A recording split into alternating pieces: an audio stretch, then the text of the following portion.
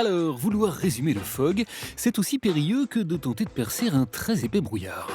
Fog, Ouais, brouillard, brouillard. anglais. Bah oui. Mais, étant donné que notre homme entretient une passion pour les animaux auquel il vient d'ailleurs de consacrer un livre, L'homme est le seul animal de la création qui a la queue devant et qui court après.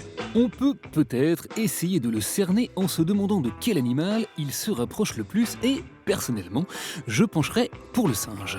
J'adore cette expérience aussi sur le singe. Pourquoi ? Eh bien d'abord parce qu'il a toujours eu des attitudes hautement simiesques. Observez par exemple comment jeune mâle et pas encore dominant, il peinait à dissimuler son curieux goût du balancement. Vous avez travaillé dans les cabinets ministériels avec des technocrates, avec des hommes politiques. Est-ce que vous avez travaillé aussi dans des entreprises avec des Français ? Ensuite, parce qu'il est extrêmement malin, il l'a prouvé dans la presse en dirigeant le Nouvel Observateur, un hebdomadaire de gauche, Si j'étais ambitieux et arriviste, j'irais à droite.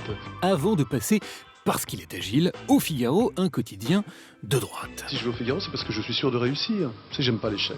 Et d'atterrir au point, parce qu'il a le bras long et le sens de l'équilibre. Faut bien écarter les pieds, hein. Mais attention, notre grand singe est également savant, fils d'une prof de philo et d'un peintre. Il est aussi féru de littérature Depuis l'âge de 9 ans, je vais être écrivain. Je voulais être Victor Hugo, oui. et transmet sa passion à la télévision.